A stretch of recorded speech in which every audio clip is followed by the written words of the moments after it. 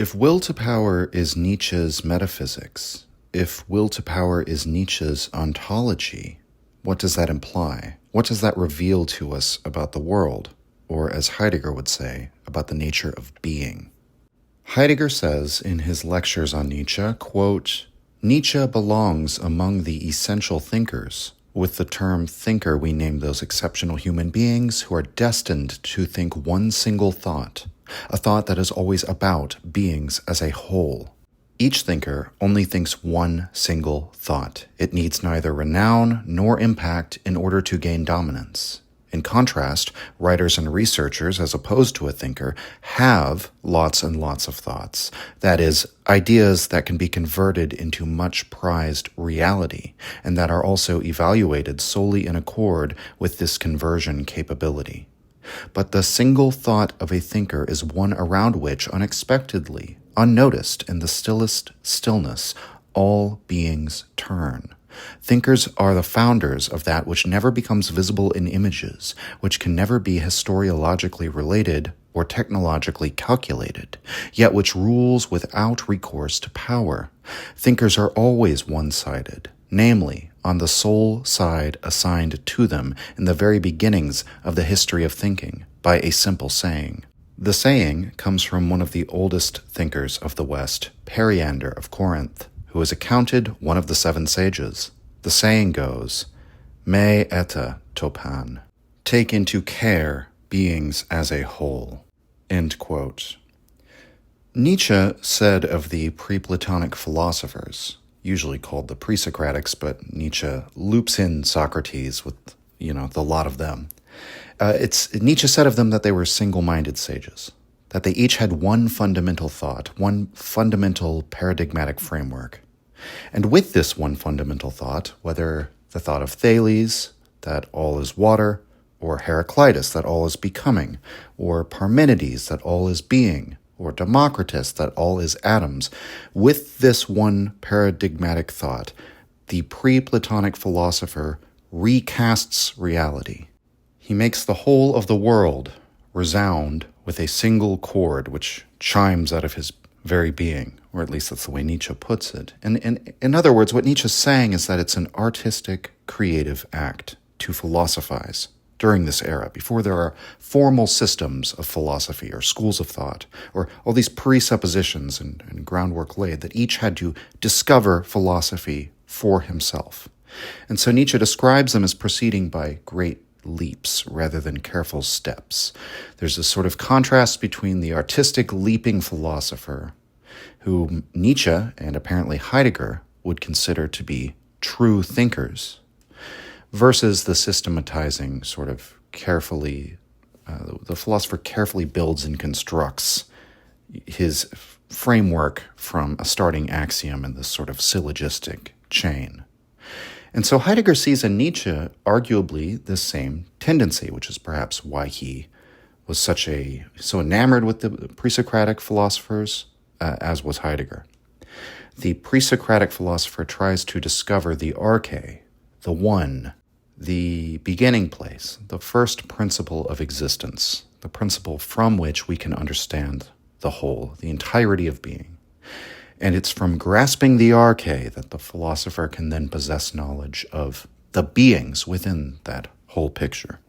Now, Heidegger would have said that the pre-Socratics attempted to discover the being of beings, being with a capital B, of beings, lowercase, and plural, to give a name to that which provides the origin, the basis of existence, the basis of the existence of the many things within existence.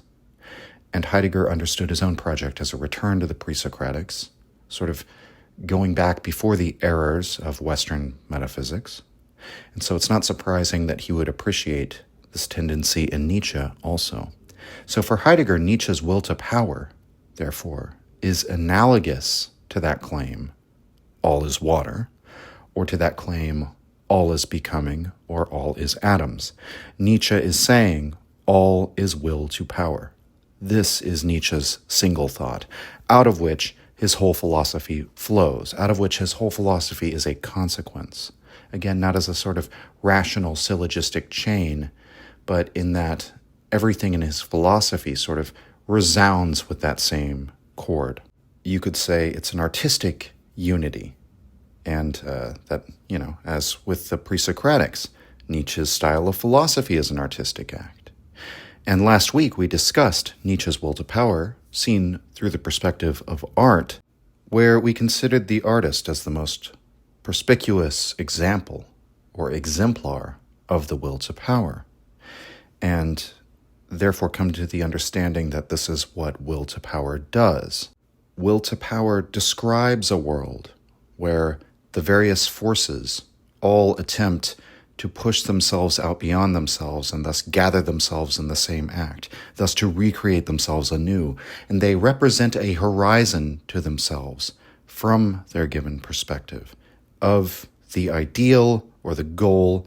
In other words, in every act of valuing, there is that sort of artistic creation of a representation of the world and a representation of we might say, the good in that world. And what results from this, from Nietzsche's creative act, from his legislation of value, is a new picture of knowledge. And for Heidegger, this should not be construed into psychological terms or even epistemological terms. It is not, as he says, intended to be a, quote, theory of knowledge, something boring and esoteric.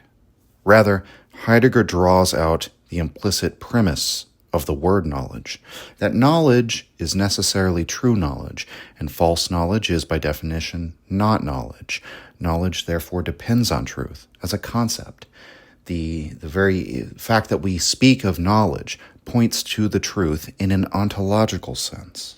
And so will to power, therefore, is supposed to open up a true way of viewing the world.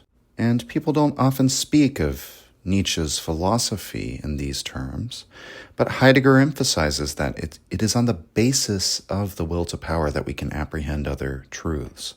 When Nietzsche says that life is will to power, Heidegger argues that's the same as saying the world is will to power, in the way that your view of life or your worldview, though those could be the same thing, at least colloquially speaking. We could use those terms interchangeably. Quote, already in 1885, Nietzsche initiates a train of thought with the question, and do you know what the world is to me? By world, he understands beings as a whole, often equating the term with life, just as we like to equate worldview with a view of life. He answers, this world is will to power and nothing besides, and you yourselves are this will to power and nothing besides. End quote. So, in Heidegger's reading, Nietzsche is really speaking about existence itself, that is to say, the being of beings. And he is giving that existence a content, will to power. And for this reason, Nietzsche's philosophy, for Heidegger, cannot be understood as opposed to truth. Rather, will to power becomes the essence of truth. It's not as if Nietzsche believes that a view of truth, other than one based in the will to power, is just as good as his view of truth. We could perhaps put it that way. On the contrary, Nietzsche would say that will to power is the correct view of the world. And he might not necessarily believe that what correct means is the same that someone who holds the correspondence theory of truth, what they might mean. But nevertheless, it is a truer view of the world than other views. In fact, it is to become the new standard of evaluating whether a worldview is quote-unquote true or not. Truth now has a very different sense if we measure the truth of a statement according to whether or not it reflects will to power, however. If we see that as the truth of the world, it has some very funny implications. Heidegger says, quote, if Nietzsche's thought of will to power is the fundamental thought of his metaphysics and the last thought of Western metaphysics, then the essence of knowledge, that is, the essence of truth, must be defined in terms of will to power. Truth contains and grants that which is, grants beings in the midst of which man himself is a being, in such a way as he relates to beings. And thus, in all relating, man somehow keeps to what is true. Truth is what man strives for. It is that of which he demands that it dominate all action and letting be, all wishing and giving, experiencing and shaping, suffering and overcoming. One speaks of a will to truth. End quote.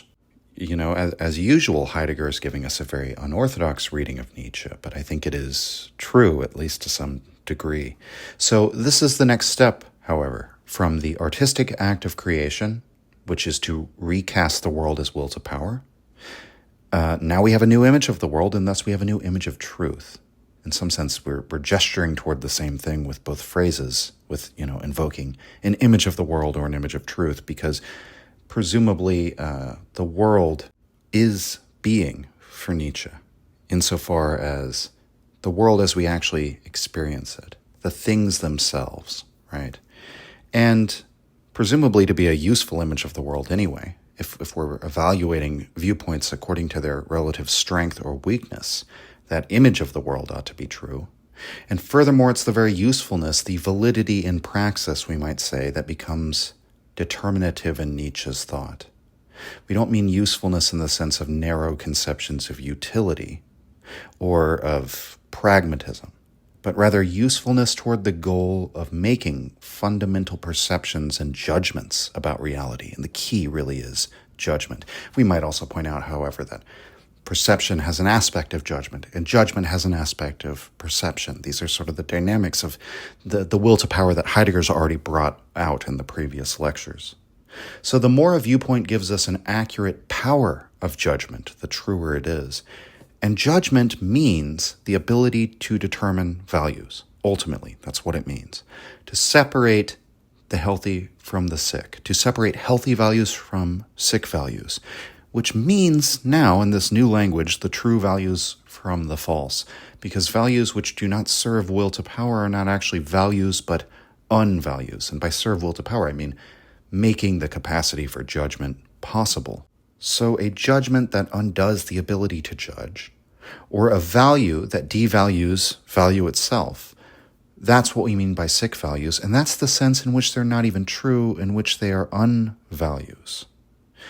And as we discussed last time, this is the urgency that underlies Nietzsche's project, that the highest values hitherto, what we have called the highest values, have been sick values, which means not of value at all, actually undermining value. So Nietzsche seeks for the principle of a new valuation. That's the name of one of his sections of Will to Power, and that's the role that will to power as a concept is to play in his work.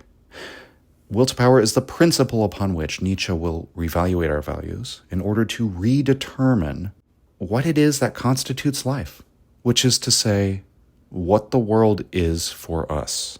Quote, "The principle of a new valuation is what determines life, for which values are the perspectival conditions in its essential ground.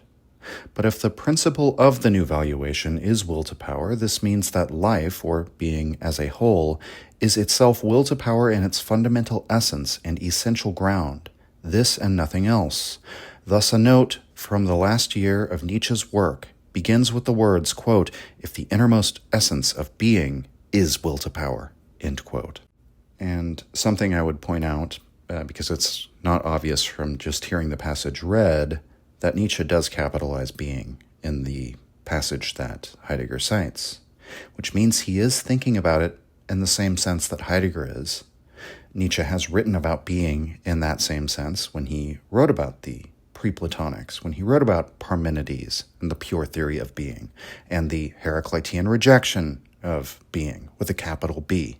So by now, this kind of description, this kind of reading of Nietzsche, if you've been following along through the last couple of episodes, we're probably all a bit used to it. But I just want to again emphasize that Heidegger he's claiming that will to power is a metaphysical claim and the basis of knowledge, the basis of truth claims, which is certainly not how Nietzsche's position is normally regarded. But he's able to find these notes from Nietzsche in which he explicitly makes reference to the idea that will to power could be the grounding of being.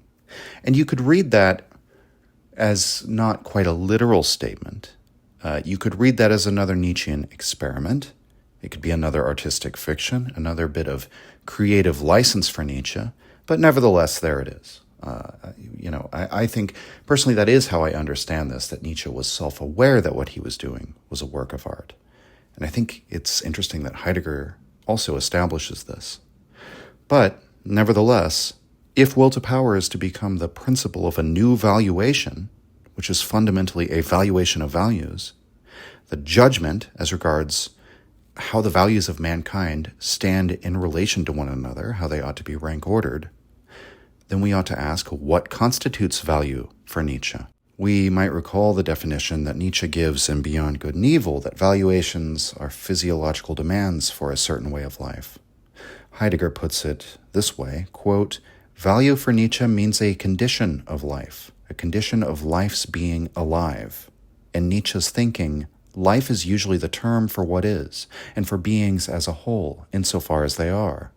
Occasionally, however, it also means our life in a special sense, which is to say the being of man." End quote. Now, I think it's worth pointing out that when we speak of a condition of being alive, many people will think of this perhaps in terms of like a drive to self-preservation. And Heidegger makes reference to Nietzsche's rejection of the Darwinian picture of life as a struggle for existence. If the world is will, and will is will to power, and willing is reaching out beyond oneself, setting new goals for what the self can become, and we might say in the grand scale, for what life can become, well, in such a world, any value that simply aimed back towards the organism continuing to exist wouldn't actually fulfill the condition of being values. They wouldn't be true values, and thus they would be unvalues. Because life, by its very definition, is growing, changing, movement.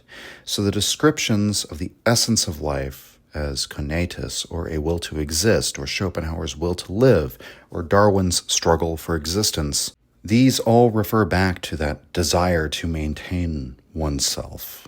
But Nietzsche is now measuring the truth of a worldview by the ability to facilitate or make valuing possible, and valuing judgment always involves that element of out beyond, of movement, change, and growth.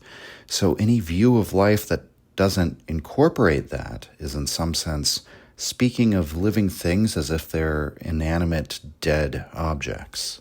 And therefore they don't facilitate valuing. They actually undermine the ability to value and make judgments.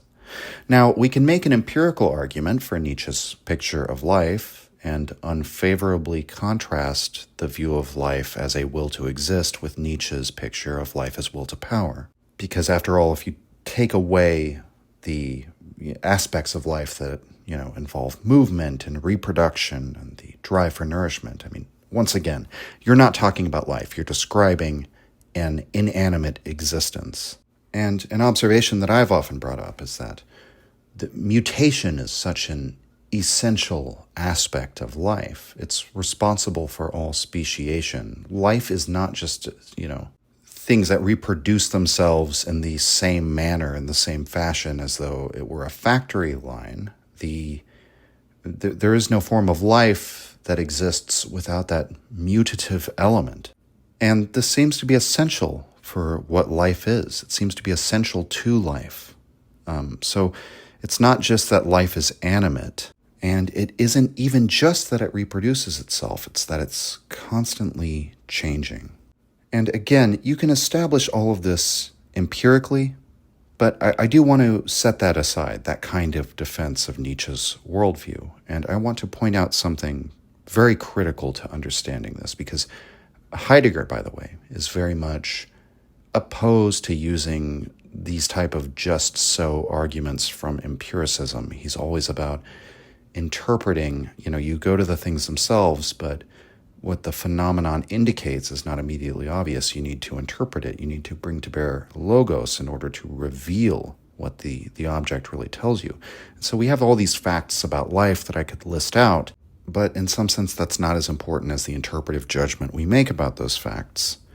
And so I want to point out something that's critical here, that in some sense the basis of Nietzsche's rejection of the world as a will to exist is tautological. In other words, it's circular. Nietzsche says, life is will to power, that is my evaluative principle, and therefore on the basis of that principle, a depiction of life as will to live is wrong. And this type of circular reasoning might trouble us, but we can perhaps understand Nietzsche this way. Valuing is now the basis of all truth claims for Nietzsche. To say that the world is will to power is to say precisely this, by the way. Valuing is required for judgment. Evaluative judgments are the basis of truth. We've established this all in the previous lectures that Heidegger gave. It's the very act of pushing yourself out beyond yourself by which you value, which is to say, by which you will, understood as will to power, because the content of willing itself is will to power. Why is this? Because a being values by looking out into the world from its perspective, determining that new horizon. In other words, a value is something we find beyond ourselves, or the value is found in our relation to something beyond ourselves. It's something that we draw ourselves toward in some sense. That's the judgment that's being made. That's the nature of judgment. So judgment is movement, yet again. This is the essential difference between Nietzsche and Darwin, or indeed between Nietzsche and Schopenhauer. The will to exist refers back to the thing existing already. It turns its perspective back to itself. But a value always turns our gaze to a horizon beyond the self. So on a physiological or biological level, we might say the most primordial form of valuing is like nourishment good, predator bad, but it's not just from the fact that we can empirically study that even a single-celled organism does this. It's the description of what is happening, what is revealed by that those are both valuations projected outside or beyond the organism. The organism is driven towards or away from. It seeks nourishment. It flees. It goes away from the predator. And you can make this more and more sophisticated until we get to the ways that human beings value, where we might say, a common one I often use, I value discipline. Well, what does that mean? Well, it means you have found a new horizon for your being, a better version of the self that lies outside and beyond that self, somewhere in the future that's attainable through discipline. So values are perspectival. They determine new horizons of being for particular forms of being, but they always have that element of pushing or moving or something like that. Heidegger says, quote, "Valuation then means determining and ascertaining those perspectival conditions that make life what it is. That is, assure its essential enhancement," end quote. And again, the idea of enhancement, elevation, all of this is inseparable from the ideas of valuing and judging, and they're inseparable from the ideas of movement. A goal towards something it establishes a relation between the self now and some sort of value or goal in the future.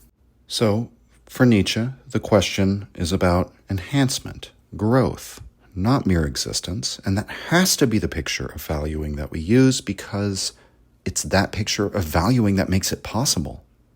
If valuing does refer us back to what already exists, then the entire operation of valuing collapses into itself, so to speak. And Heidegger doesn't bring this up at this juncture in the lectures, but it very much reminds of the last man. So, as a type of being that simply values the continuation of its own existence, says, what is longing? What is a star? What is a great man? All of these things, who's completely exhausted their ability to value. So Nietzsche's view can be construed as tautological in that way, that the new values of life ought to be based on enhancement, movement, and growth, etc. But if we don't base the values of life on this understanding, then our picture of life is at odds with valuing itself, and thus undermines our ability to judge. And if we can't judge, then we can't ascertain truth. That's the essential thing about Nietzsche's new picture of truth, is that judgment is essential to it. So truth understood in Nietzsche's sense, in the new sense of the word, requires judgment, requires value, thus requires a picture of life that incorporates all of these elements of moving out beyond oneself, not referring back to the organism the way it is. Heidegger says, quote, "We must determine anew the essence of life itself, and at one and the same time, that is, as an essential consequence, the corresponding perspectival conditions for this essence." Since the essence of life is seen as life enhancement, all conditions that simply aim at life preservation are downgraded to the level of those that basically hinder or even negate life and life's perspectival enhancement, to the level of those that not only preclude but undermine in advance the possibility of other perspectives. Strictly speaking, life-hindering conditions are not values but unvalues. If life were traditionally understood merely as self-preservation in the service of other and later things, and if the essence of life as self-enhancement were thus misunderstood, then the traditional conditions of life, the highest values hitherto, would not be true values. A revaluation of all values through a new valuation would be necessary." End quote. So now we have a new standard, a new principle, the new standpoint for evaluation. And this is necessary because all the highest valuations have been set from the standpoint of declining life.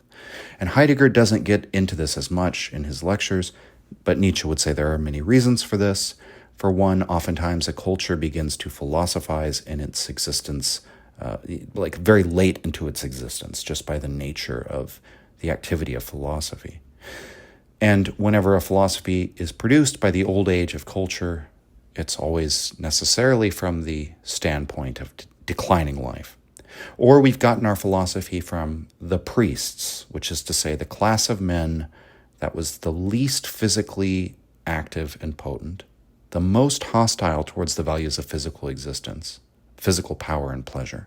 Their power flows from the opposite of all of those things, from asceticism, from deadening all of those desires and all of those drives. And furthermore, many of the philosophers have simply been a species of priest. They take popular prejudices, which are rooted in either the theoretical way of life or the Christian view of life, which are deeply related. They're connected by Platonism, by idealism. They take those prejudices and reify them. They put them into the language of abstract reasoning rather than faith or just so scientific arguments. And by the way, even some of the pre-Socratics did this in Nietzsche's view.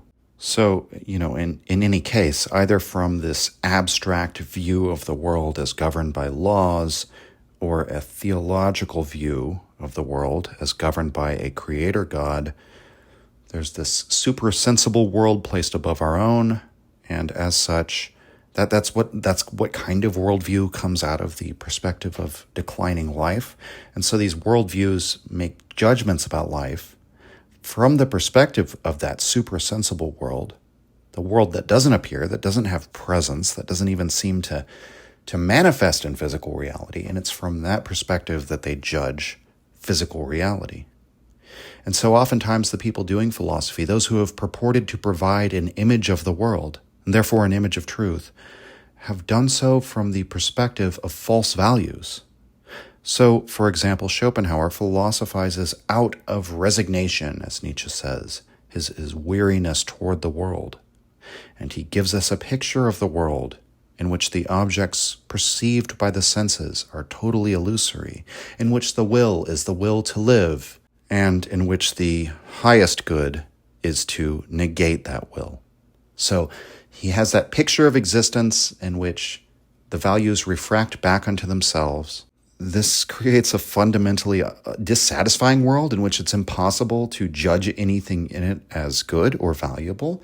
And thus the valuable thing is to undo the very capacity for valuing, and that completely eliminates this world because it's illusory anyway. So Nietzsche's attack on Schopenhauer fundamentally is that this pessimistic, resignationist view of the world is again false as a sort of presupposition in order to make the very basis of valuing and thus truth possible. And so Nietzsche's project has to begin from the idea that those who have a healthy view of existence ought to be the ones to philosophize. That philosophy has to begin from a healthy place. It has to begin from those who are well disposed towards life. And many of his central ideas depend on this orientation towards life in order to be comprehensible. And just as a brief aside, there are questions that I get all the time in the YouTube comments and that I see all the time on the Nietzsche subreddit And it's either where they're trying to criticize Nietzsche or they're saying, I just don't understand, but where they'll say, well, how could somebody whose whole life is, a life of oppression and struggle, agree with the master morality? How can I, somebody who's had a terrible life full of suffering, will the eternal return? What is Nietzsche's amor fati? How does that apply to someone who doesn't actually value and, enjoy their lives, celebrate their lives? Somebody who's not grateful to be alive. And the answer to all of these is that you're just the wrong person to read Nietzsche's philosophy. He would say you're the wrong person to philosophize. That when you think, if you're the kind of person who hates your life, thinks life itself is characterized by suffering because that's what your life has been, then that's the image of life that you're going to give. And it will necessarily be a false image because it will be a sick image because you will make valuing impossible in the image of life that you give. Because your very mode of valuation, your entire equipment, your philosophical equipment that you're working with, the software you're running, is antithetical to valuing and thus incapable of making accurate judgments. And so, for example, with the eternal return, Nietzsche asks us in that aphorism, The Greatest Weight, how well disposed toward life would you have to be to take the eternal return as the confirmation and seal of the value of life? The eternal return, therefore, he presents it as a sort of artistic creation where it first appears, as this hypothetical, as a sort of story, as a narrative, a fantastic story about a demon appearing to you and revealing the truth of eternal return. But it has this evaluative character. And that's the thing about the eternal return that I've always emphasized. The relation between ourselves and the eternal return is that this idea becomes the basis of judging our disposition towards existence. It gives us the standard to determine how well disposed to life we really are. We might also think of Nietzsche's comments in Philosophy in the Tragic Age of the Greeks, that the Greeks did not end their philosophizing at the right time. He says they began at the right time, but they didn't end at the right time. They philosophized for too long and too late into their civilization. And so they produced all of this philosophy of decline, decadent philosophy, as he says. And Nietzsche would say we see this in Plato and all of the philosophical schools that emerge after Plato. But he says, again, the Greeks began at the right time. They reveal to us the best time to begin philosophizing, which he says is on the cusp of youth and adulthood, when a culture is old enough to have the maturity of adulthood, but not so old that they lose the vigor of youth, that you should begin contemplating existence, attempting to produce a picture of existence when you're in a place of health, of abundance, of well-being. Or, at the very least, begin crafting a view of life while well-disposed towards it. You might be somebody like Nietzsche, who, in many ways, has quite a bit more suffering in his life than most of us do, just simply owing to his illness, and yet he is still very well-disposed towards life. And so the picture of life and knowledge that you produce from that standpoint will reflect truth, will reflect an image of truth in the sense we're now using the term truth. Heidegger says, quote, "The old traditional valuation gives to life the perspective of something supersensuous, superterrestrial, epikeina, beyond, in which true bliss has its home, in contradistinction to this vale of tears that is called the earth and world." The reversal of the valuation, the old and the new, is hinted at in a passage from Nietzsche. Quote, "What must I do to become blissful? I don't know, but I say unto you, be blissful, then do what you feel like doing." End quote. The question posed is the Christian question of the Gospels. The form of Nietzsche's answer is adapted to biblical language. But I say unto you. Yet the content reverses everything, since blissfulness is not placed after the deed as a consequence, but before it as a ground. However, Nietzsche does not give carte blanche for unleashing all kinds of drives that would compel and pull us in some sort of direction, but be blissful. Everything is contained in that. End quote. And I think it's a wonderful section of Heidegger's lectures that really untangles a Gordian knot that a lot of people tie themselves up in when they approach Nietzsche. This is the answer to all those people asking, well, what if I can't love my fate? What am I supposed to do then? What if I'm one of the weak and the botched? Shouldn't I then reject Nietzsche's philosophy? I mean, what if the eternal return sounds terrible to me? Can I really be a Nietzschean? And Nietzsche would say, again, if you are incapable of being blissful, if you lack that grounding, you will not be able to philosophize, you won't be able to understand his philosophy.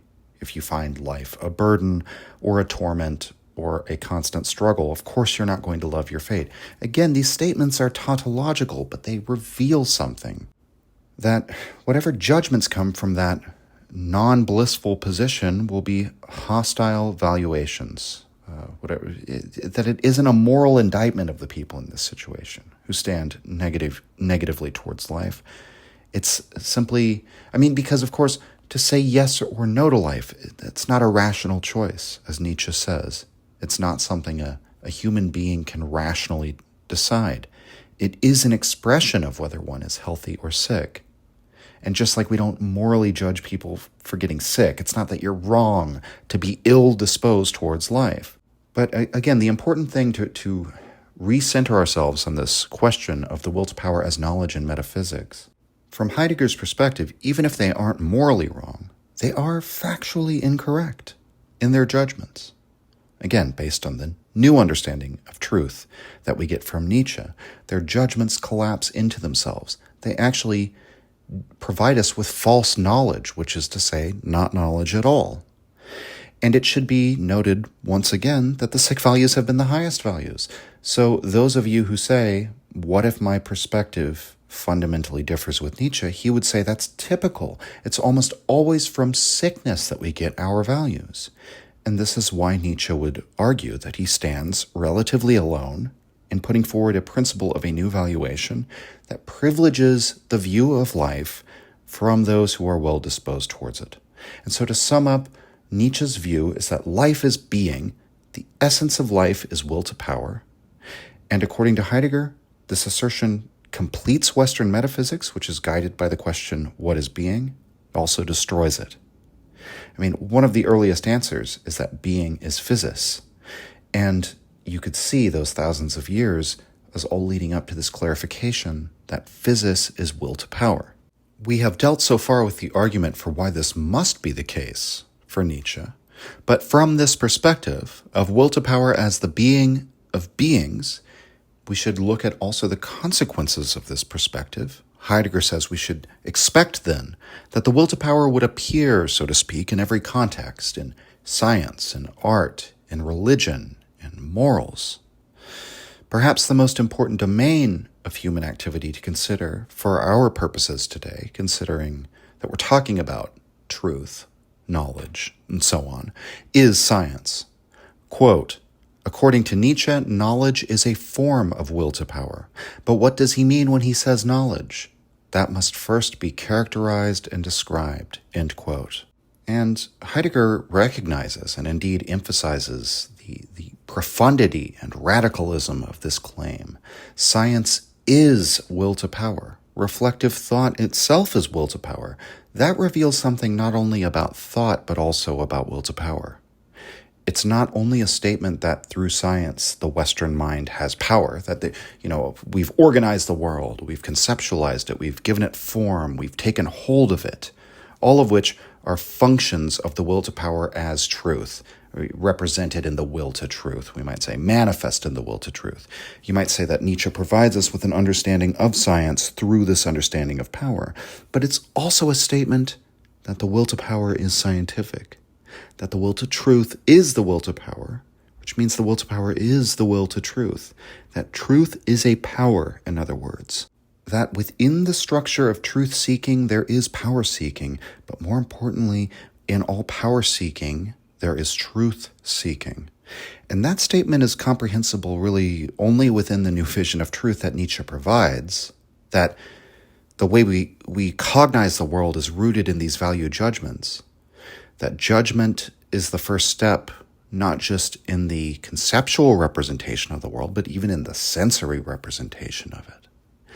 And that, again, just as we described last time, that every drive has its own form of logic, that the impulses are thinking in this way, that mentation suffuses willing, and willing suffuses mentation. This is all involved with what Heidegger's trying to bring forth. And so Heidegger says, quote, Nietzsche goes still farther. Not only does truth revert to the scope of conditions of life with regard to its essence, but the faculties for grasping truth also receive here their sole determination. Quote, all our organs of knowledge and our senses are developed only with regard to conditions of preservation and growth, end quote. Accordingly, truth and grasping the truth are not merely in the service of life, according to their use and application. Their essence and the manner of their organization, and thus their entire activity, are driven and directed by life, end quote.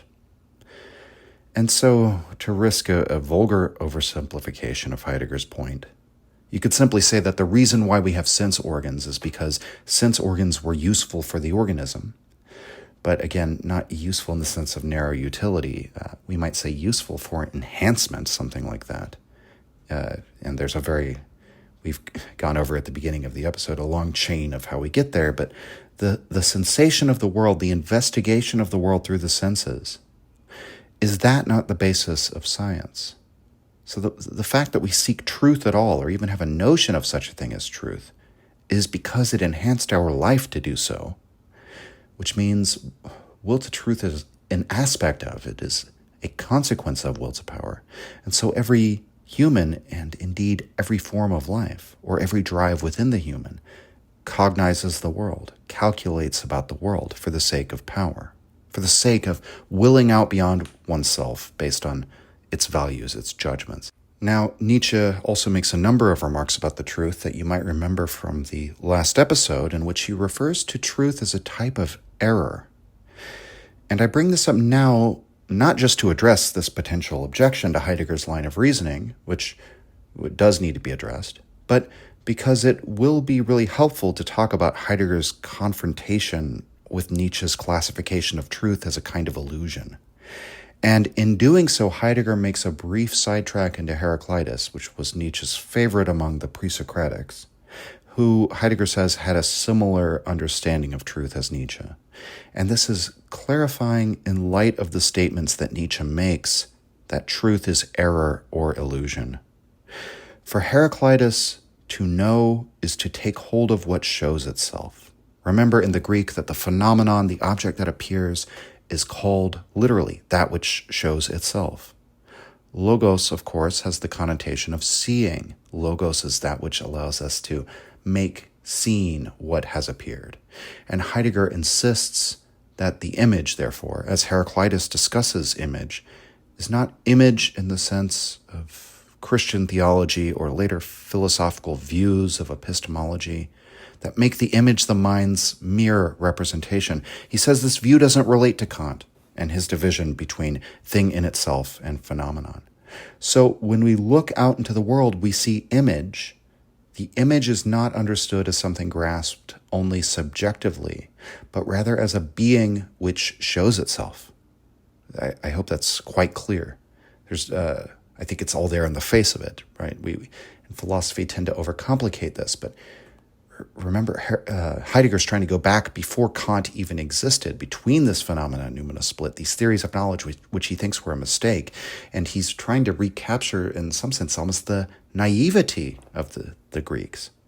So, to know the image, that means for the intellect to grasp the image. So truth is illusion in the sense that truth is what appears. It is neither something invisible behind the appearance, nor is it something in appearance that corresponds to some objective reality, quote unquote. So Heidegger argues in so many words, Nietzsche calls truth an illusion to shift our thought about truth out of modern epistemology. That ultimately the truth of the world for us is the way the world appears for us.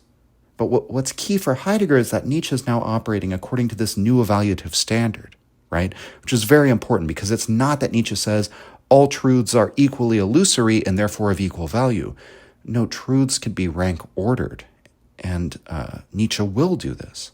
but he will do so by a standard other than the correspondence to objective reality. And when I say objective reality here, I mean that mind-independent thing in itself, which we cannot sense or even cognize, and might as well not even exist, but nevertheless, there you have it in Kant's phenomena-noumena split.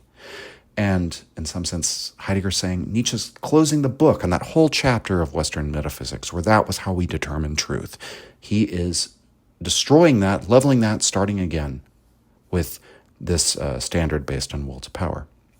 Heidegger says, quote, "If according to Nietzsche knowledge is will to power, then the essence of will to power must also be illuminated by a sufficiently clear insight into the essence of knowledge. But knowledge is supposed to grasp what is true. Truth is what is essential about knowledge. Accordingly, the essence of truth must also strip all veils from the essence of will to power. What Nietzsche says about truth is, briefly, truth is an illusion. To sharpen and broaden this essential definition of truth, we cite by way of anticipation a second statement by Nietzsche, quote, "Truth is the kind of error without which a certain kind of living being could not live," end quote. Truth, illusion, truth, a kind of error. Again, we are about to conclude, therefore, everything is error, therefore it is not worthwhile asking about truth. Nietzsche would answer, no, precisely because truth is illusion and error, therefore there is truth. Therefore truth is a value. Strange logic, certainly, but let us first try to comprehend, before we hasten to elect as judge, our all too straight and narrow understanding, condemning this doctrine of truth before it has reached our inner ear, end quote. So precisely because truth is error, therefore there is truth. And therefore truth is a value. And, how does that work? Again, I could give a logical or kind of empirical argument for this, but I think we should understand this again as tautological, at least in a sense. Everything in this line of reasoning is referred back to whether one's view of life makes valuing possible or not. And again, valuing doesn't just mean judging, but it means judgments which enhance life, which therefore make judgments possible. And any judgment or any value that doesn't qualify is an unvalue. Even the ones that purport to preserve life, therefore hinder it if they are hostile to willing and thus to valuing. And it's precisely because the value of a truth, or we might say the truth of a truth, is evaluated according to will to power, that truth, quote unquote, is possible at all. Because without the evaluating glance, without judgment, we can't perceive the world. Because judgment is perception. Value is a prerequisite for knowing.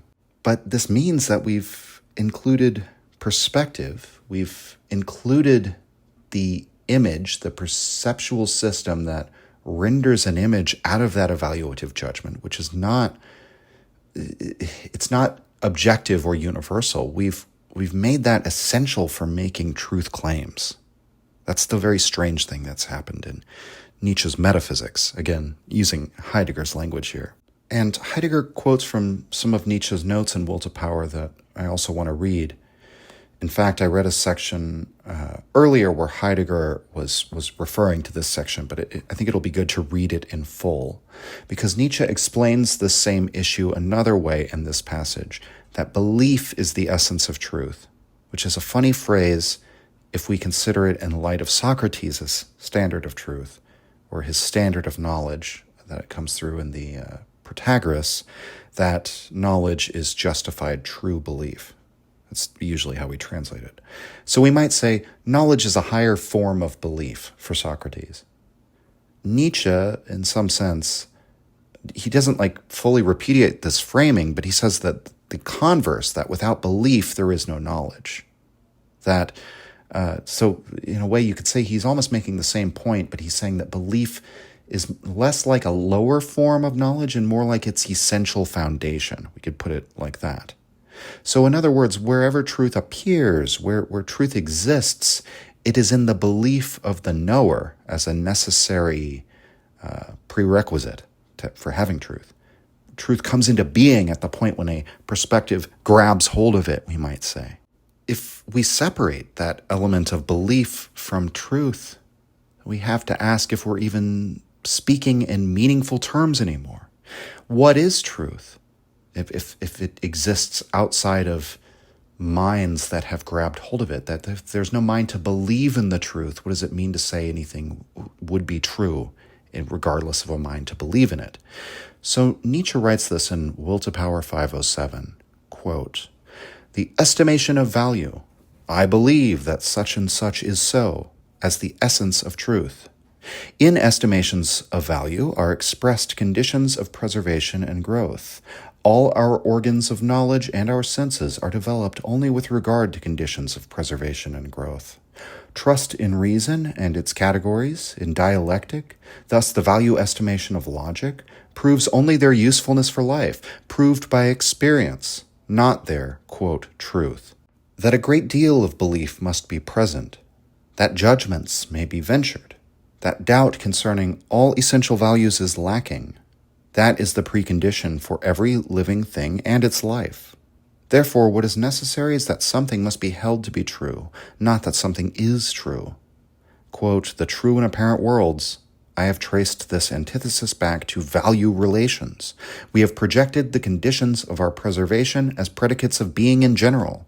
Because we have to be stable in our beliefs if we are to prosper, we have made the true world a world not of mutability and becoming, but one of being." End quote. Really in an incredible passage that I could do an entire episode on if, I had if I wanted to do so, but I think in some ways we are, right? Because much of what Nietzsche says here, we've sort of already begun to elucidate through Heidegger's lectures. But it's very interesting the way Nietzsche speaks of this, especially at the end. We've made our beliefs stable in order to prosper. We've created the true world as this world of eternality and durability rather than mutability and becoming, because values that last, that endure, are the most useful for the preservation of life, something like that, or for a way of life, for promoting a way of life. And we might just think of this.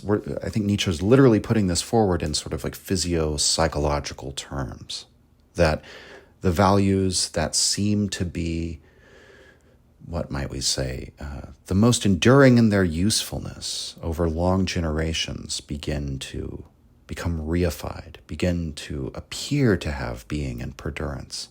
And that's why Nietzsche's analogizing from that to say that that's why we believe in being at all.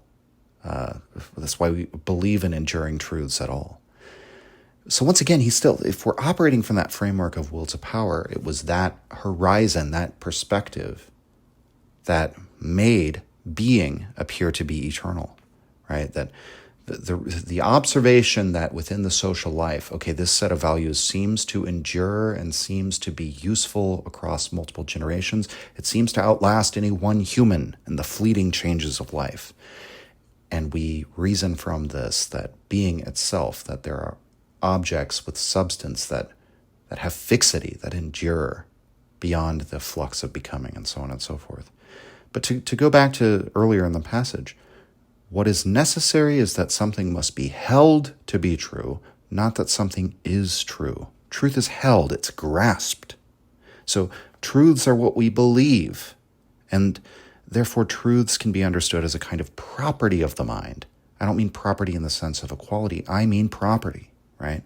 In the sense of a possession, in the sense of wealth, objects that we own. And so that's how Nietzsche can call truths illusory and at the same time assert his understanding of truth as true. Truths are no longer to be evaluated as to whether they are a correct representation of reality. And Heidegger explains this further. Quote, Nietzsche writes the word truth in quotation marks. Briefly, this means truth as it is ordinarily understood, and as it has long been understood in the history of Western thought, and as Nietzsche himself must also understand it in advance.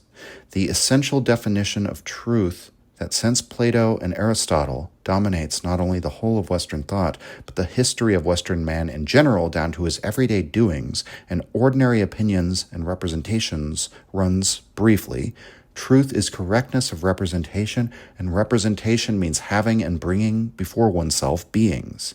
Representing adjusts itself to beings, assimilates itself to them, and reproduces them. Truth means the assimilation of representing to what beings are and how they are." End quote. So is Nietzsche a radical departure from Plato and Aristotle? Well, we could say that his worldview is also a representation of beings, which attempts to more closely reproduce those beings in its image. And further, Nietzsche still distinguishes false views of the world from true views of the world. And in this way, Heidegger says, he accommodates himself to the Western metaphysical project. But the key point again, so you can notice all of those similarities, right? But the evaluative glance, the estimation of value, Nietzsche makes that into the standard of determining true from false. So we might say that aspect exists in traditional, quote-unquote, Western metaphysics. It's just that they make the standard, the principle of valuation, the representation of beings. Again, so the evaluative glance, the judgment still goes on. It's accounted for, but that's the kind of thing, again, that Socrates would source to being a mere opinion or something like that. We will always sort of denigrating valuing in different ways, at least insofar as we don't believe that values can be rationally determined. For Nietzsche, it's like that representation goes on, but it's not the essential fulcrum. It's not the essential way of coming to truth claims. He's completely displaced that. The representation is in service of valuation. We could put it like that. Our valuations are not in service of the representation. And so to return to the issue of belief, as Nietzsche teased it out, Heidegger says, quote, "Believing is holding for something, holding it as in being. Thus, believing here by no means signifies assent to an incomprehensible doctrine inaccessible to reason, but proclaimed as true by an authority, nor does it mean trust in a covenant and prophecy. Truth as value estimation, that is, as holding for something as being in this or that way, stands in an essential connection with beings as such. What is true is what is held in being, and thus in being. What is taken to be in being. What is true is being. If its essence is value estimation, then truth is synonymous with holding to be true. To hold something for something and posit it as such is also called judging. Nietzsche says, quote, "Judging is our oldest belief, our most habitual holding to be true or holding to be untrue," end quote. The judgment, an assertion of something about something, is the essence of knowledge. To it belongs being true in the tradition of Western metaphysics. To hold something for what it is, to represent it as thus and thus in being, to assimilate oneself in representing to whatever emerges and is encountered, is the essence of truth as correctness. Accordingly, in the sentence we are clarifying, which says that truth is a value estimation, Nietzsche is basically thinking nothing other than this: truth is correctness. He seems to have completely forgotten his saying that truth is an illusion, end quote. And further down, Heidegger continues, quote, "The key word about the essence of truth as belief does have as its presupposition the unspoken position that truth is correctness, but it says something else, and that is what is essential for Nietzsche. For this reason, it moves immediately to the foreground by means of the sentence structure and emphasis, quote, estimation of value as the essence of truth, end quote. That means that the essence of truth as correctness as such, is really a value estimation. Nietzsche's decisive metaphysical insight lies in this interpretation of the essence of correctness, of the traditional unquestioned concept of truth. This means that the essence of correctness will by no means find its explanation and basis by saying how man, with the representations occurring in his subjective consciousness, can conform to objects that are at hand outside of his soul, how the gap between subject and object can be bridged so that something like a conforming to becomes possible. With the characterization of truth as estimation of value, the essential definition of truth is rather turned in a completely different direction. We see this from the way in which Nietzsche continues his train of thought. Quote, in estimations of value are expressed conditions of preservation and growth. End quote. So Heidegger makes the striking claim that Nietzsche is not really that different from the Western metaphysical tradition, and that in fact it's his similarity to that tradition and the fact that he answers the same question, engages in the same metaphysical activity, that's actually what allows him to distinguish himself from his predecessors. So Nietzsche's philosophy permits that we conceive of truth and falsehood, correct and incorrect beliefs. In fact, this is demanded by Nietzsche's philosophy, according to Heidegger. It's just that the key is that we understand the principle of valuation by which we determine this.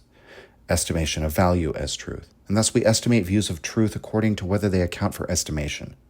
Truths as beliefs about truth, therefore as valuable property which allows us to organize and take hold of the objects in the world. The essence of correctness, therefore, is not whether we can best conform our representations to the object in itself. Instead, our estimation of the value of truth concerns whether the representation makes possible enhancement or growth. And so, as regards many of the errors that Nietzsche critiques in his work, as he lists them in The Gay Science, line, form, substance, self, will, cause and effect, constant falsification of the world by means of numbers, the equation of unequal things and the word concept. These are errors. If we take the Platonic sense of truth and error and follow it through to its ultimate conclusions, we have to conclude that many of the Platonic assumptions about the world are actually error. Maybe a good way to talk about this is through Schopenhauer, who studied only Plato and Kant, and regarded his philosophy as really depending only on Plato and Kant. And he even attempts to synthesize Plato's philosophy with Kant's. And so Kant had held that in division of the thing in itself from appearance, that we only know the world through appearance. Kant countered Hume, who raised the problem of induction, that we can't prove induction by means of induction. In other words, we don't know that the future will be like the past, which is the entire basis of inductive reasoning, and no matter how many times we observe the future being like the past, we can never establish that in the future will be like the past. And so Kant's counter was that we don't know that the future will be like the past through induction itself, but we do know it as a transcendental precondition for reasoning about the world. That time and space and causality can't be understood as pertaining to the thing in itself. We can't make any statements about the thing in itself. Instead, our minds structure the world. There's a principle of sufficient reason. We need to adopt certain a priori judgments in order to reason about the world at all. Our conceptualization of the world, our representation of it, that's the reason why we perceive spatiality, temporality, causality, and so on. And so Schopenhauer takes Kant's judgment that these aspects of existence are not in the world as such, but a precondition for thinking about the world. And that means that time and space and causality only exists insofar as we represent the world. It exists in our representations of reality, not in reality itself, which means the thing in itself is actually acausal, it's actually atemporal, it's actually spaceless, and therefore it's monistic. It's one essence behind everything. And all the individual represented things, the phenomena that we see, are just illusions. And I think Schopenhauer is instructive to Nietzsche because he draws those final consequences of the two worlds doctrine. In that, you end up positing a real reality that, in fact, bears no resemblance to our world at all. And so in what way is it a real reality? Isn't it just Parmenides' theory of pure being all over again, in which Parmenides sort of has to conclude that all of our sensations about the world that tell us that there is motion, that there's time, that there's space, that's all an illusion. Schopenhauer shows that by thinking of the world in this Platonic representation, in which the form and the mere appearance are separated, inevitably leads to the conclusion, even if it takes thousands of years, that our perceptions are errors. And so this is the way in which, for Heidegger, Nietzsche remains dependent on Plato. You could see this aspect of Nietzsche's critique of truth as a kind of reductio ad absurdum of Platonism. But it's a reduction to absurdity based on this new standard. That's the funny thing, is like you could say it is logically absurd, even from the starting principles of Platonism. But it also, it's reduced to absurdity in the sense that the representations of the world fail to enhance life. Platonism fails to make valuing possible. And we see with Schopenhauer again, he has a view of the world that totally denies the world. He also represents a sickly view of life. He says it would have been better if we were never born. The worst thing you can do is reproduce. So he's hostile to life in an open kind of way, even as an antinatalist. And so to bring all this back to Nietzsche's view of truth as error or truth as illusion, truths are, in the Platonic sense, errors. The way that Plato judged truth from error, made that division, means that what truth actually is called error under the old system of Western metaphysics. That's the way of Heidegger squaring the circle, of how Nietzsche can call all of these things errors, how he can have a view of truth and therefore implicitly a view of correctness in order to say that will to power can give us knowledge or to make knowledge possible. But again, error is the very thing that Nietzsche elevates into truth quote unquote, or error quote unquote, because, when Nietzsche says truths are errors which are indispensable for life, what are those? Well, again, those same familiar shadows of God, right? Line, form, substance, self, will, cause and effect, time and space. If we take Platonism through to its conclusions, we arrive at Schopenhauer eventually. It makes it clear the real reality is timeless and spaceless, and it's the thing lurking behind these images. The images are totally false. Every apparently stable conception is actually incorrect. There's only the blind, unceasing will. That's where this all leads, right? So Platonism undoes itself. The highest values devalue themselves. Platonism tries to grab hold of the world with the intellect. It tries to establish truth on the basis of whether our representations match the object in itself, the object as it exists independently of the mind, independently of any value judgment. But it ends with making everything we perceive about the world an error. And so Nietzsche says it's those very errors, if we take Platonism through to its ultimate conclusion, we must conclude they're errors that are actually indispensable for life, and therefore the basis of judgment, the basis, therefore, of truth. And so accordingly, Nietzsche evaluates these errors very differently from Schopenhauer. He estimates them on a different basis. He writes in Will to Power 5:15, quote, "Not to know, but to schematize, to impose upon chaos as much regularity and as many forms as our practical needs require," end quote. And so that's what we're doing with all of those apparent errors, or those things that Nietzsche will call errors or illusions, again, like line, form, and substance.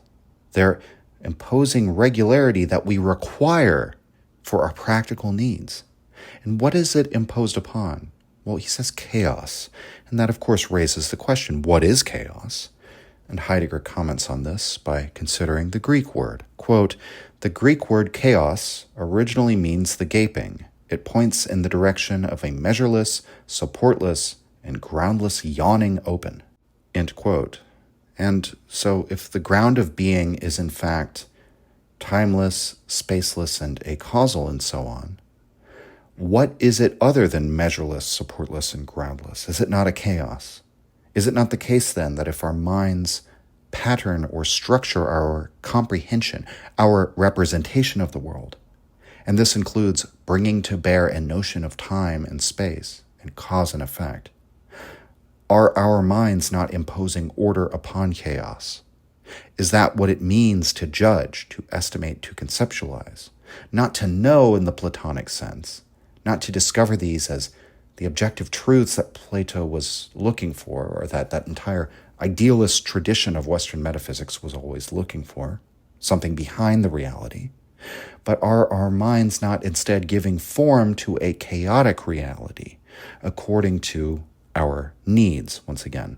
Heidegger elaborates, quote, "What Nietzsche understands by schematizing, he specifies straight away in the following words: to impose upon chaos as much regularity and as many forms as our practical needs require.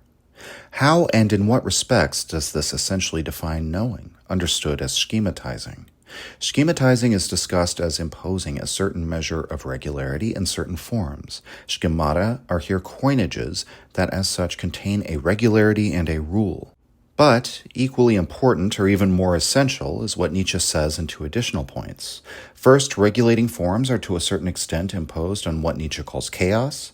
What gets schematized by the imposition of regulating forms is what knowing initially means. What comes toward it in the first instance, what knowing encounters. What is encountered has the character of chaos. We are startled, provided that we are not thoughtlessly hearing mere sentences in this discussion of Nietzsche's words, but rather considering and thinking these things through on our own, on the basis of our own cognizant attitude, pondering the question of what encounters us in what is to be known. If we simply look around, knowingly, here in the lecture hall, on the street, in the forest, and elsewhere, do we, knowing and taking notice, encounter chaos?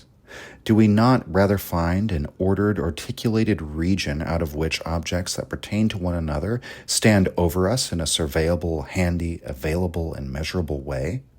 We encounter all these objects in a way that is all the richer and more ordered, more adapted to and inclined toward each other, the more we let everything stand before us in a pure lingering, that is, the more we represent the world, as we call it, to ourselves, even if it is only a small and narrow world.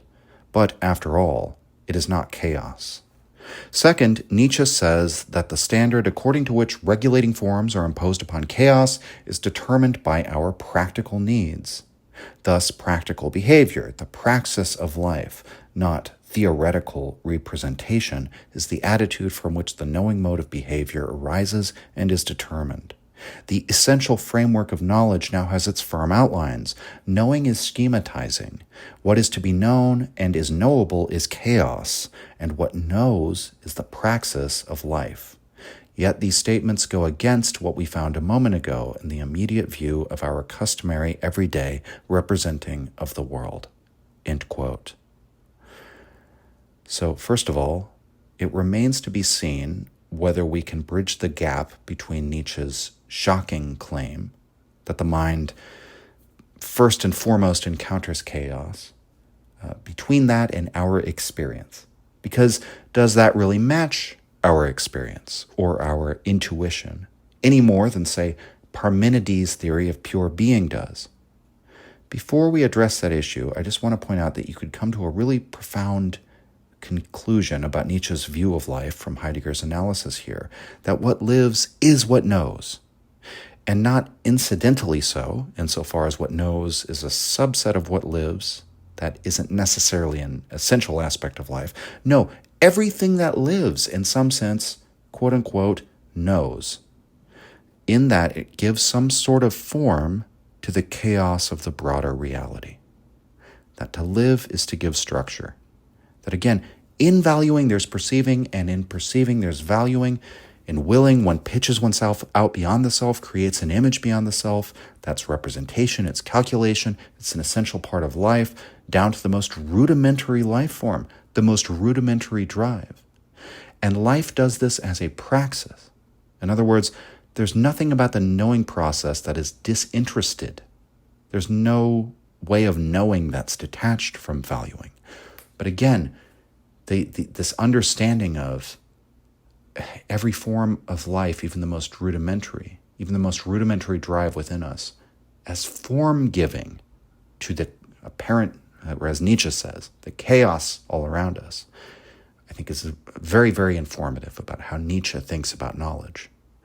And in any case, Heidegger makes an excellent argument in the following section for why he thinks, if we study our own experience and we inquire a bit more deeply into our everyday perceptions, we'll find that it is a chaos. That the chaos we are met with in the world is not hidden behind the phenomenal. It's something behind our representation of it in the form of a true world, but rather is something that we can study phenomenologically as announced by the image, announced by the thing that shows itself without directly showing itself. Heidegger doesn't exactly put it in those terms, but what he does is ask us to imagine walking into the classroom and seeing a blackboard And considering that the very fact of saying, I see a blackboard there, your mind has immediately put the object into a category with a given name. It makes sense of the object according to the form perceived. It fits it into a world picture in which the object is understood in relation to oneself, right? But he says you don't do that as an a priori judgment. Before you can comprehend the blackboard, sort it into the right category, you have to have prior experience with what a blackboard is. You distinguish it immediately as the blackboard because your mind has become acquainted with this given form. You've learned the common word for it. You've done all this preparatory work with your mind in order to cognize the world and structure it. And that preparatory work is sort of going unnoticed in your instant conceptualization of the blackboard, your instant recognition of it, your instant ability to place it into the world, make sense of where it is in the world, where it came from, what its function is, and all of these things.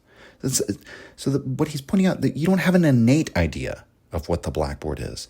In fact, if you were from a culture that didn't have blackboards and you walked into a room with one, you might not know what it is. You wouldn't immediately make sense of it out of the chaos of your perceptions, at least not in the same way. It's not to say you wouldn't recognize it as a separate object that's there from the other objects, but and then actually I want to stick on this point because what Heidegger is not saying is that we wouldn't perceive the shape and the color and the variety of sensations that strike us when we see the blackboard.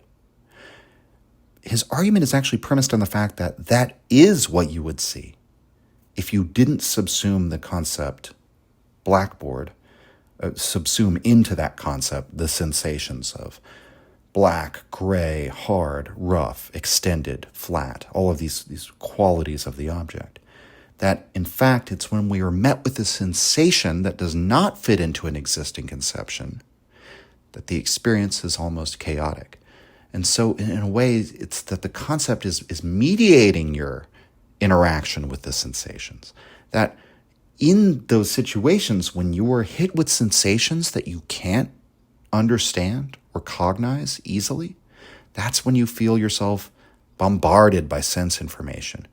When you don't have a way of categorizing it, when you don't have a way of grabbing hold of the sensations, that's when it feels like chaos. And when people experience things, sensory experiences that they have no referent for, it is chaotic. It does throw you off in some way. You do certainly experience the sensation. But what makes sensations appear to have a rule and regularity to them is precisely knowing, the concept, the form-giving power of knowledge. So Heidegger writes, quote, "What is given is called the manifold of sensations.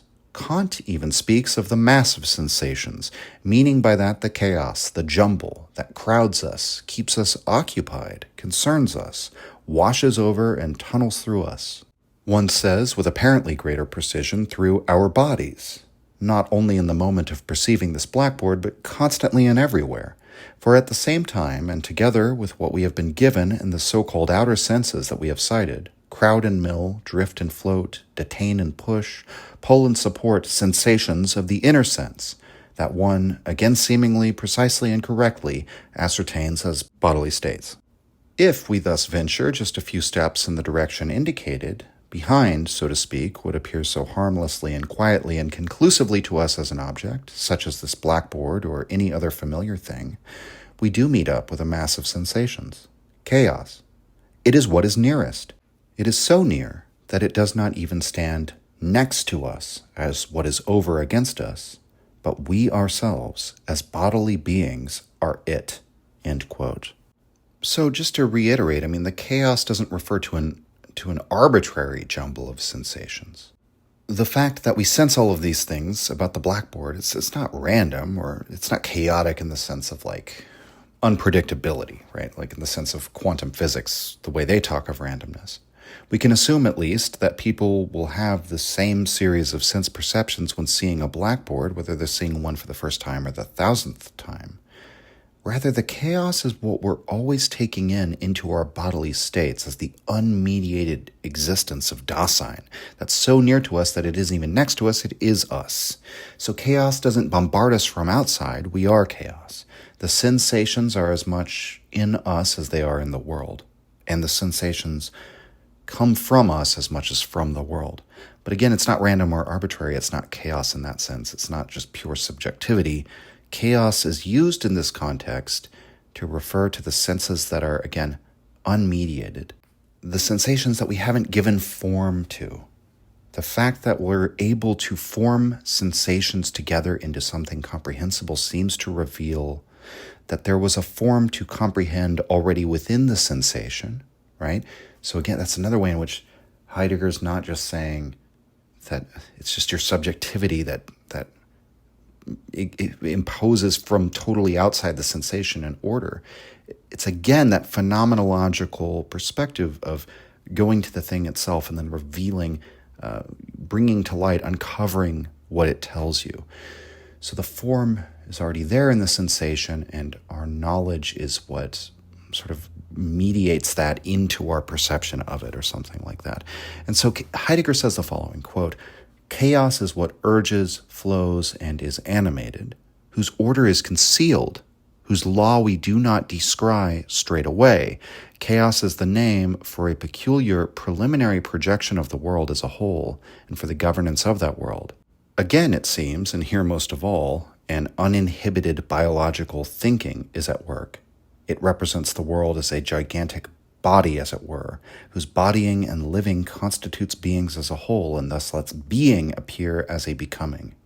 Nietzsche declares often enough in his later years that the body must be made the guideline of observation, not only of human beings, but of the world, the projection of world from the perspective of the animal and animality.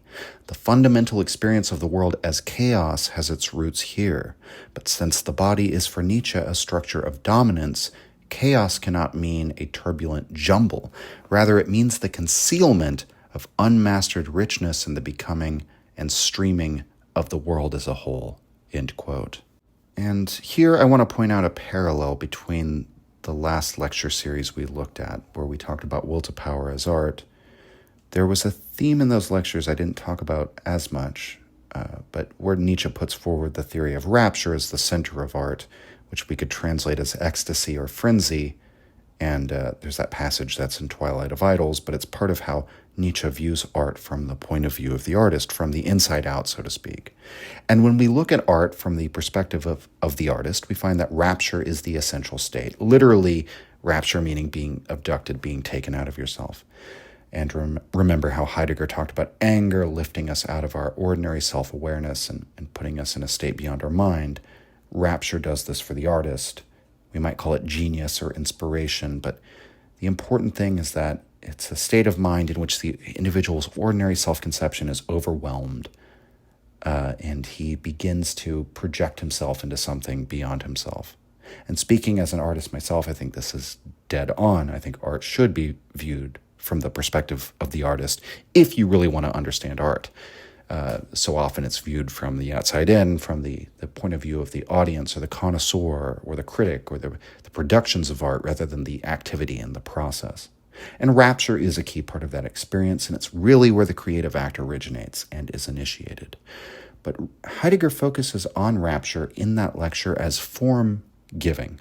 And here, again, looking at will to power as knowledge, truth, which has been called a kind of error, if we consider truth and error from the Platonic standpoint of what error is, a kind of illusion, which is nevertheless form-giving, because these forms are essential to us in practice, in praxis. And this is the activity of science. And so science and art are both will to power, and they're both form-giving, but they do so in very different ways, neither of which is actually related to this like objective representational standard of evaluation that the past theories of knowledge or whatever were based on. And this dovetails into why Nietzsche values art more highly than the truth. Again, using truth in the Platonic sense. Because art's method of form-giving is more conducive to life. It's more commensurate with will to power, which is to say with valuing or judging. But so it's notable that Heidegger brings out this nuance, that all domains of human striving are defined by will to power. And that includes art, and that includes science. And we have to understand that Nietzsche, therefore, isn't anti-science and pro-art. so much as Nietzsche's new evaluative principle just holds art higher than science.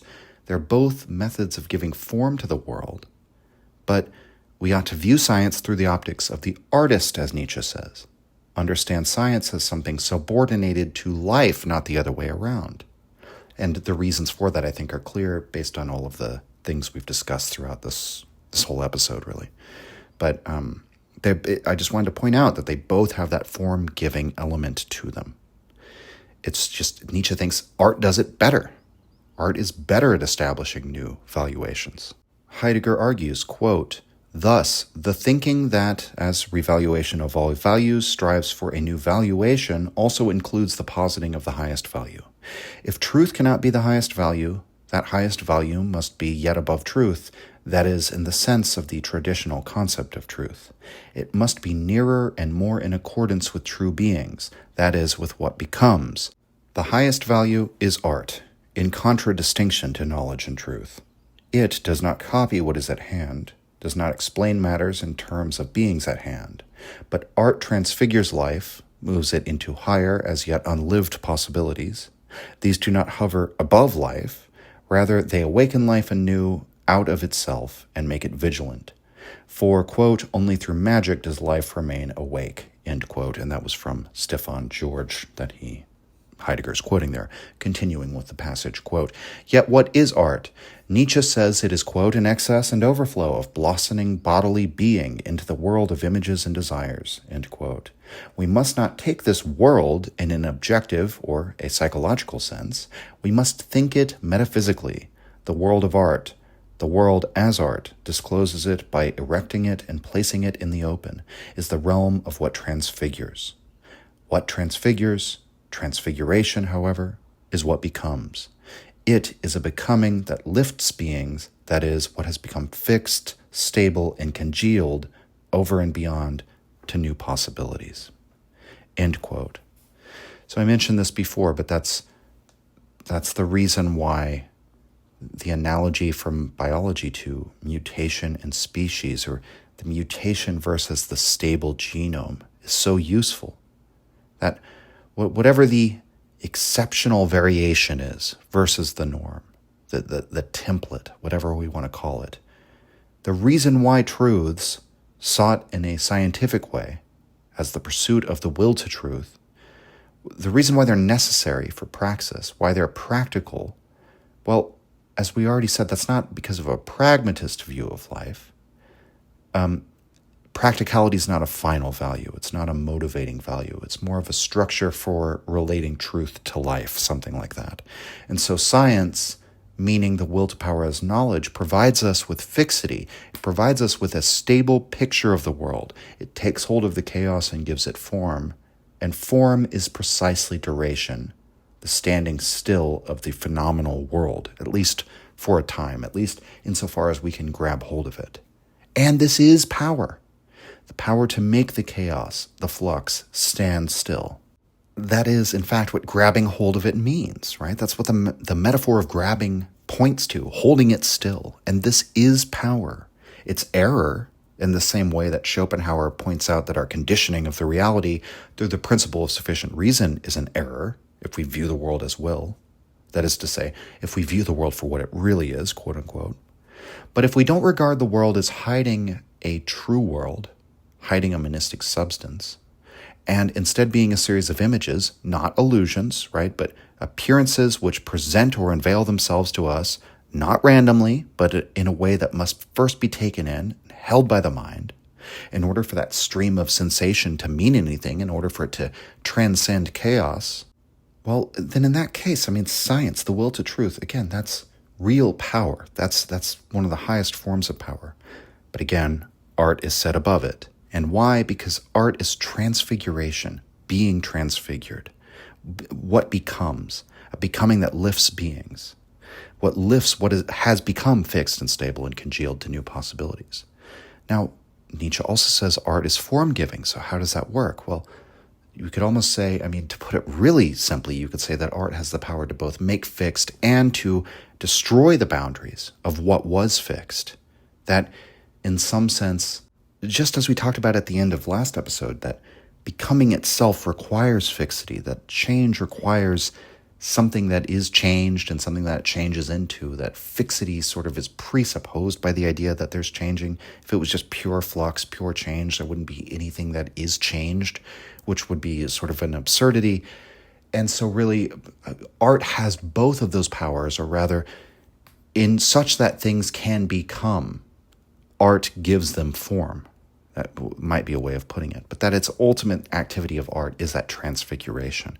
And that is, in a way of just putting it, to bring it back again to my first sort of interpretive stab at this passage, is that science speaks to that world of fixity towards the rule, the template, whatever, and art speaks to those new possibilities, those types of life that are yet unlived. And that's why art is higher than science.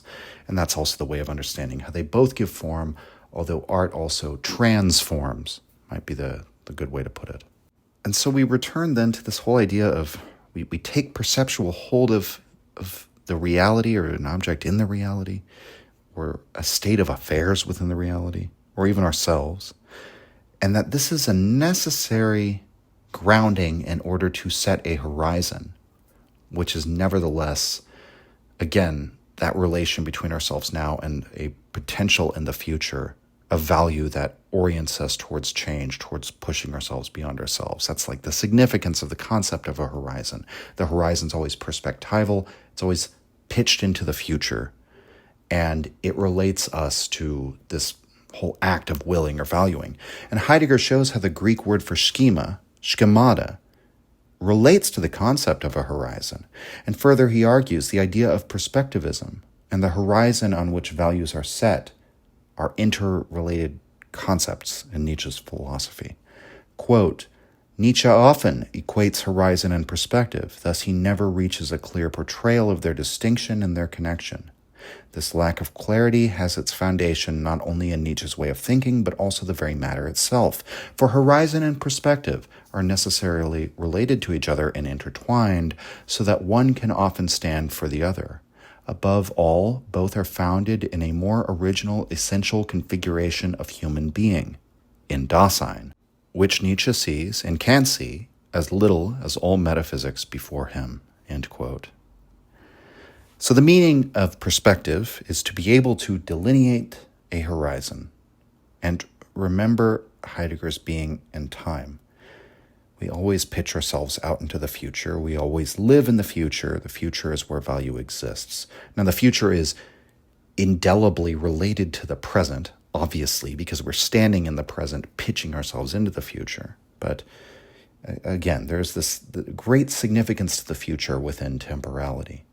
And that comes out in Nietzsche. Our being in the world, our perspective, our Dasein is what determines our horizons. It's what makes the determination of a horizon possible.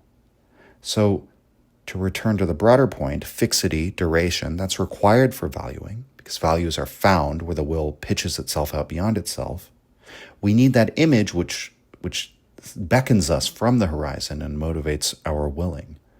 We need it to hold still. We use the operation of the mind, of thought, to keep it to hold still, because if it kept moving, we could never catch up to it, so to speak. That would be a metaphorical way of putting it. That's the will to power, the will to truth in its operation, the way it grabs hold of the world, yet again.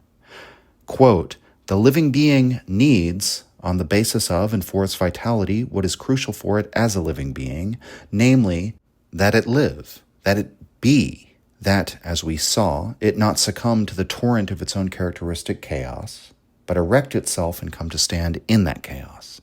Such standing in the torrent entails a stance against the onrush, bringing it somehow to a stand, not in such a way that life comes to a standstill and ceases, but in such a way that it is secured in its stability precisely as a living being. As life occurrence, praxis is in itself the securing of stability. Because this securing is possible only through making chaos stable and fixed, praxis as the securing of stability demands that what is overwhelming us be transposed into something standing, into forms, into schemata. Praxis is in itself, as the securing of stability, a need for schemata. Thought metaphysically, practical need means being intent upon forming schemata that make the securing of stability possible. In short, the need for a schema. The need for a schema already looks for what stabilizes and thus limits. In Greek, what limits is called to horizon. A horizon belongs to the essence of living beings in their vitality, to the securing of stability in the form of the need for a schema. Accordingly, the schema is not a limit imposed on the living being from without, not a limit with which life activity collides so as to stunt its growth. End quote. So, as we've gone over, life has this need of fixity, but as a basis of establishing the terms for change. It's required that you have fixity for the value you aim at in order to triangulate your position, so to speak, to plot a course to your value. It's why art stands higher than truth, because it's the realm of transfiguration, transformation, and change. But nevertheless, we have a need for fixity. It just subordinates, this viewpoint subordinates fixity to change, to being necessary for change to occur. So stability is necessary insofar as it's needed for change. It's a very strange kind of claim. But, consider, let's go all the way back to the beginning of this episode, the Darwinian struggle for existence. Values that turn back to the stability of what the self already is, which means non-values. They, again, give form to chaos, but they made change subordinates to stability. They made change useful only insofar as it is necessary to establish fixity. So again, that's the sense in which there is a reversal of the existing valuations, and it's a way in which Heidegger would say Nietzsche is still dependent on Plato, or it's the anti-Plato, or it's the reverse of Plato. But, to sum up, Nietzsche thinks we should do science. We should view science through the lens of the artist. But above all, by grabbing hold of a truth, we have not merely ascertained something which was, say, an objective fact. There's art in our scientific pursuit of truth, and there's the need for conceptual fixity even in the artistic rapture that gives form to existence. So, Nietzsche is showing how our knowing the world is necessarily also commanding the world, poeticizing the world. And all of this, again, it sounds very strange, but when you understand that revaluation of placing art higher than science, of placing stability as subordinate to transformation, and perspective and horizon as a part of valuing, and as necessarily part of the artistic process, right? Which is, the artistic process reveals what will to power is. That sense of commanding the world, poeticizing the world, as we said at the beginning, making the world sound with the total chord of your whole being, that begins to make a bit more sense. Heidegger says, quote, "What is the securing of permanence now? Neither simply fixation of chaos in knowledge, nor transfiguration of chaos in art, but both together. Yet both are in essence one, namely the assimilation and the direction of human life to chaos, homoiosis. Such assimilation is not imitative and reproductive adaptation to something at hand, but transfiguration that commands and poeticizes, establishes perspectival horizons, and fixates." End quote. And so Heidegger will say that the essence of will to power is that it permanentizes becoming into presence. So not into being in the Parmenidean or Platonic sense, but into presence. Now, for Heidegger, of course, everything is being. It's definitively a world of being. But what he sees in Nietzsche is not that he puts forward this idea of the will to power, that it actually grounds existence in some sort of permanence or duration. The important thing, again, is our belief in the idea of permanence or duration. The important thing is that the mind stamps becoming with the character of being. That's what it is to grab hold of something with the intellect. And so then what does it become when we stamp becoming with the character of being? It becomes presence. It's not eternal, it's not enduring forever behind the phenomenon. Rather, the will to truth is the mind's capacity to structure the chaos into form or schema, and the end result is presence. And that's really what is meant. That's the best term to use for phenomena as being, because both of those terms are kind of inadequate, right? Because phenomena has that that aspect of just indicating a mere appearance, or of being an image in the Platonic sense rather than the Heraclitean sense. And being has all that baggage associated with it. But really what we're saying is it's presence. It's actually present. Heidegger says, quote, "As opposed to all that, we must consider anew what will to power means. Empowering to the excelling of one's own essence. Empowering brings excelling, becoming, to stand, and to permanence. In the thought of will to power, what is becoming and is moved in the highest and most proper sense, life itself, is to be thought in its permanence. Certainly, Nietzsche wants becoming and what becomes as the fundamental character of beings as a whole, but he wants what becomes precisely and before all else as what remains, as being proper, being in the sense of the Greek thinkers." End quote. And further down he continues, "We ask, why is this the supreme will to power? The answer is because will to power in its most profound essence is nothing other than the permanentizing of becoming into presence. In this interpretation of being, the primordial thinking of being, as physis, advances through the extreme point of the fundamental position of modern metaphysics, thus coming to its completion.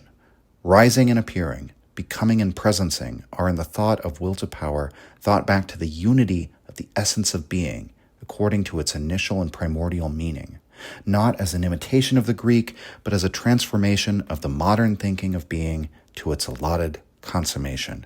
End quote.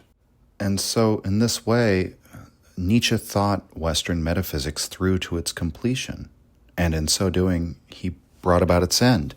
Nietzsche sought the being of beings. He finds will to power, which allows him to understand how becoming is stamped into being. But as we discussed in the last episode, in doing this, being itself, being with a capital B, dies. Platonic being dies. Error, at least as the Platonics would have seen it, is what reigns in Nietzsche's work. Truth becomes a kind of error. The image becomes the truth, becomes presence. The truth, therefore, becomes dependent on belief. Beliefs reflect the multiplicity of perspective. And perhaps this is a large part of why beings have turned away from being.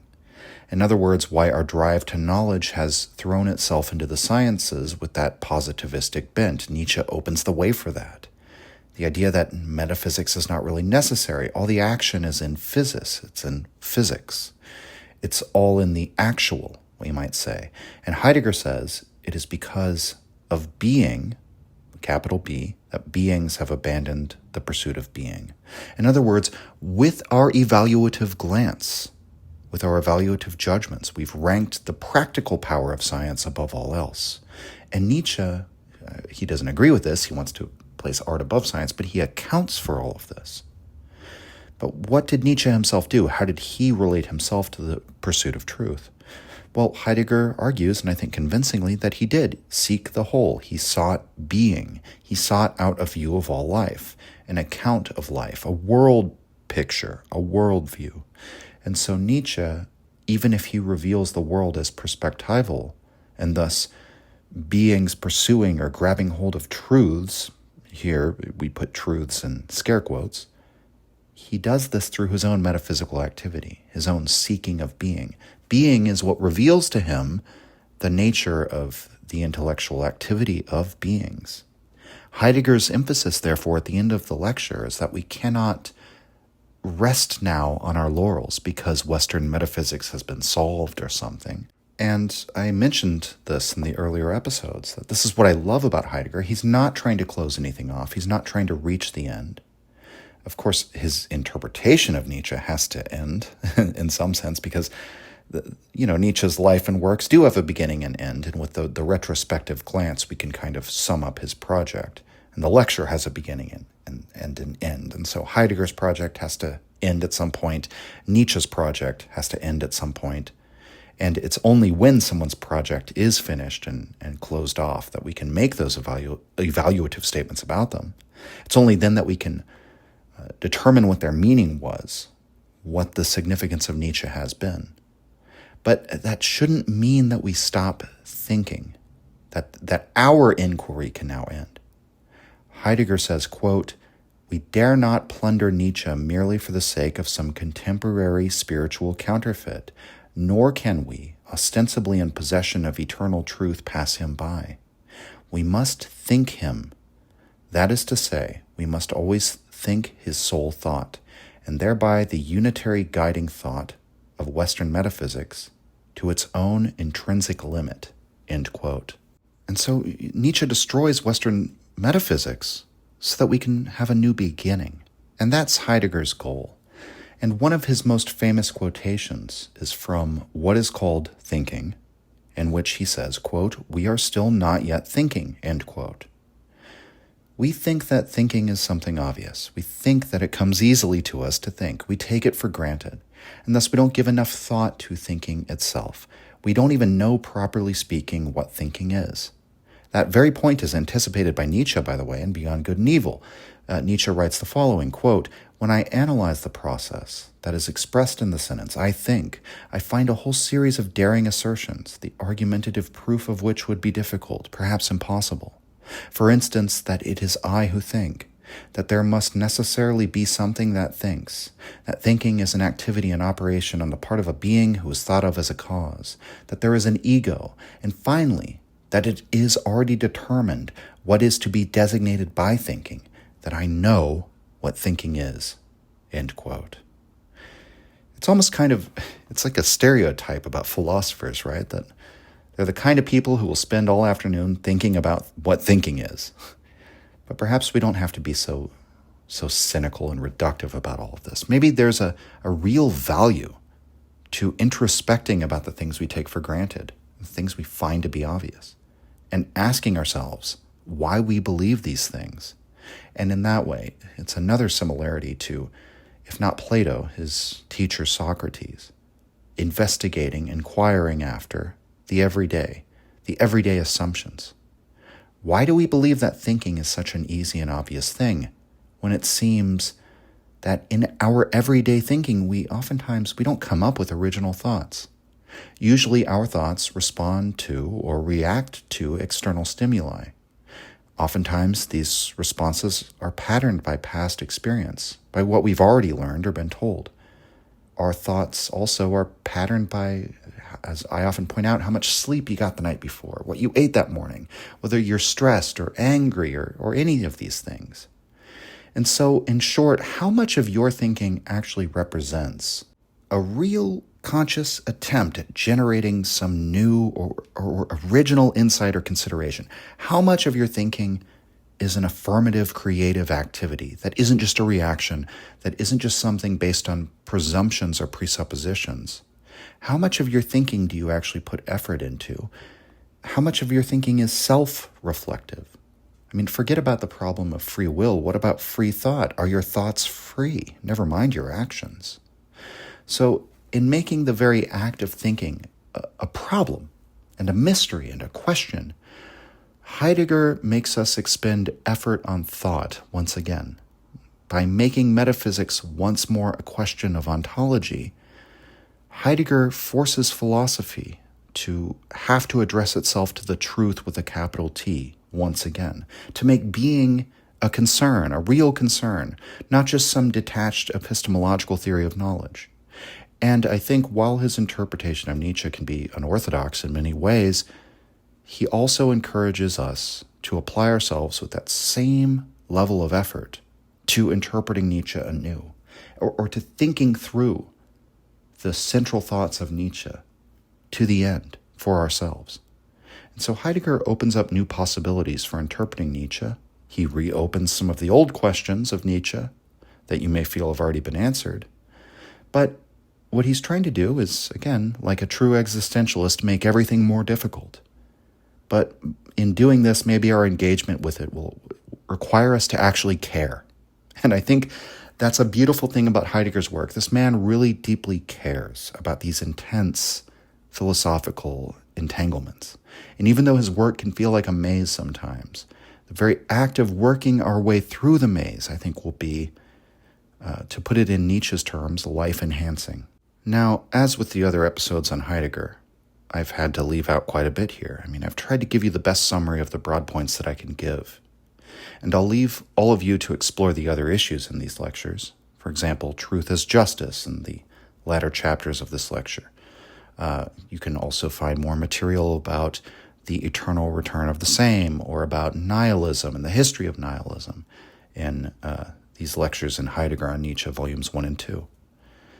But, I hope that I've given you a new, or if you haven't read Heidegger before, just a novel understanding of what will to power is and the possibilities for interpreting Nietzsche's will to power and just for interpreting Nietzsche himself. I'm very glad to finally have discussed Heidegger on the program. I hope you've all found this valuable. I hope I've provided something of a guide to the perplexed with Heidegger's reading of Nietzsche and Heidegger in general. He's been one of the most requested thinkers to talk about. And we're going to get to a couple more of those thinkers that have been requested before the end of this season.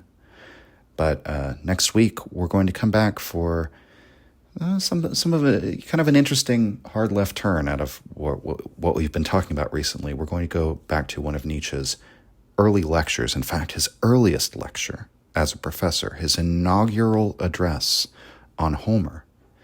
And this does tie in to what we're going to talk about in subsequent weeks after that. But it's a topic I didn't necessarily plan on ever covering in Nietzsche, was his opinion on Homer. But I think the more I dove into that lecture, and especially read it in conjunction with the fragments in We Philologists, I think there's a lot there that's very valuable and interesting, at least from the standpoint of the history of ideas. So with that, everyone, thank you for joining me. This is Essential Salts, signing off. Please forgive me for that one, but I just couldn't resist.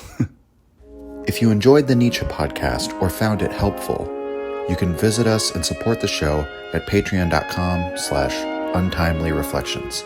The link is in the description. Or just share the show with any of your friends that you think might enjoy it, or on social media. Thank you for your support.